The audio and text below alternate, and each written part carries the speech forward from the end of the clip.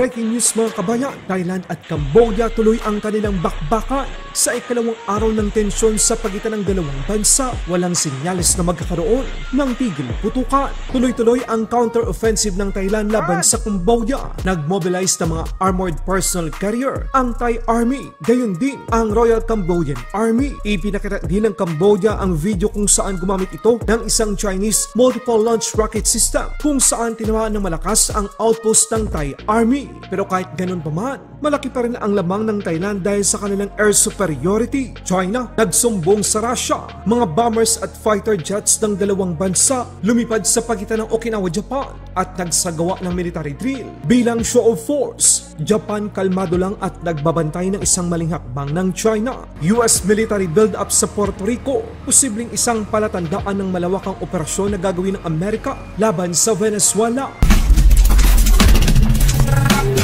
Royal Cambodian Army gumamit ng kanilang precision guided artillery rockets upang itarget ang isang outpost ng Thailand Army malapit sa border. Posibleng gumamit ang Cambodian Army ng Chinese-made PLH-03 self-propelled 12-tube 300mm long-range multiple launch rocket system. Naglunsad din ang Cambodia ng BM-21 self-propelled 122mm multiple launch rocket system.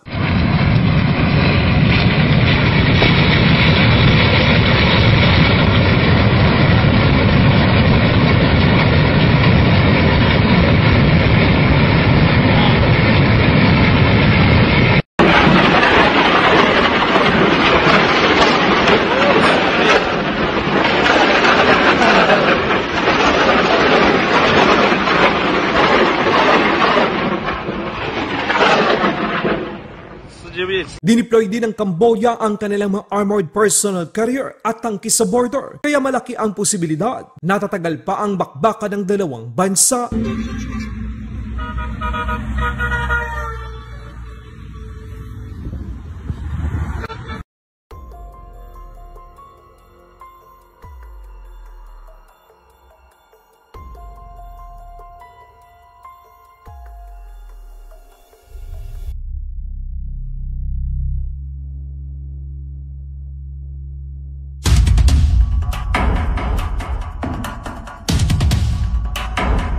Sa panig naman ng Thailand, dinepensa nito ang kanilang ginawang airstrike laban sa Cambodian Army military outpost bilang isang self-defense matapos malagasan at masugatan ang kanilang mga sundalo sa mga landmines na inilagay ng Cambodian Army sa border. Sa panig naman ng Thailand Army, winasak din ito ang outpost ng Cambodian Army gamit ang US-made artillery.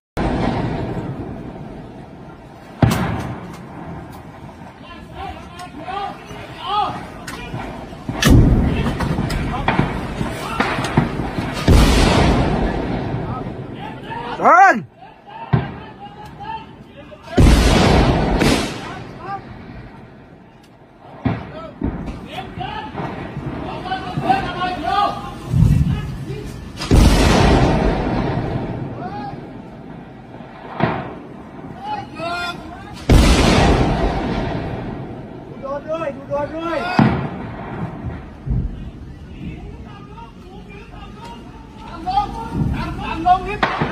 Makikita rin ang sira-sirang mga bahagi ng kasino sa Cambodia matapos itong bombahin ng Thai F-16 multi-role fighter. Thai Army gamit ang M1126 Striker infantry fighting vehicle. Napasok nito ang Cambodia. ยิงกดอยู่ครับยิงเบาบางยิงเบาบางพัง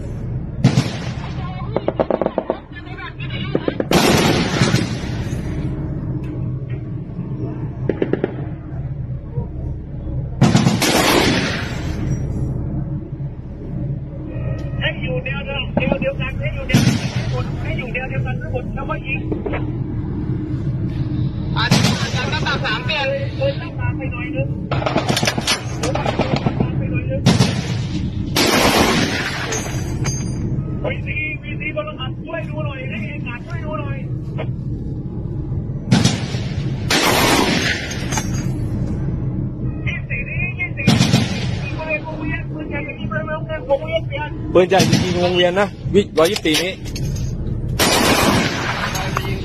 Nag-deploy din ang Thai Army ng kanilang armored personal carrier at pinasok ang border ng dalawang bansa.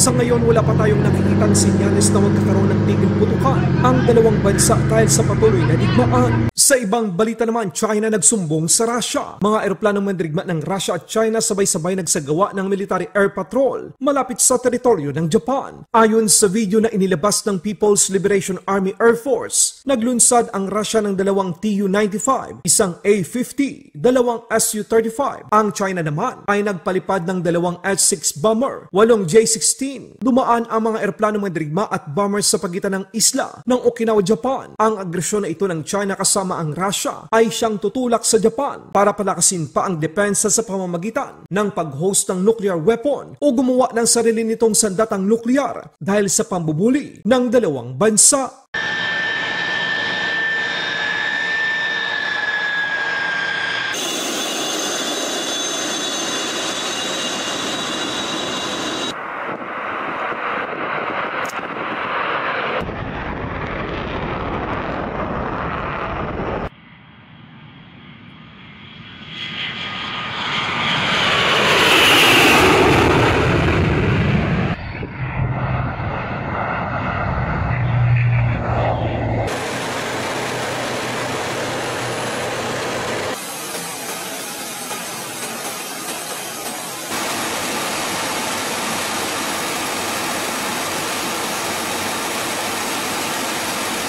Military build-up ng Amerika sa Puerto Rico ipinakita posibleng nalalapit na ang pagsalakay ng Amerika sa kalupaan upang tapusin ang paglaganap ng ilegal na droga.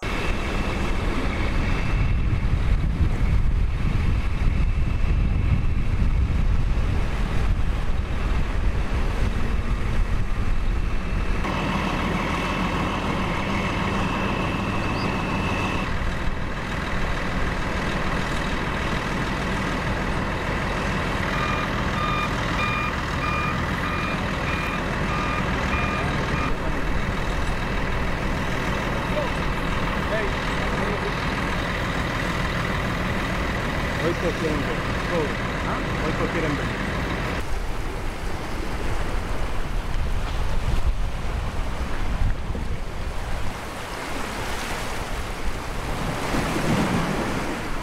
Laban Pinas.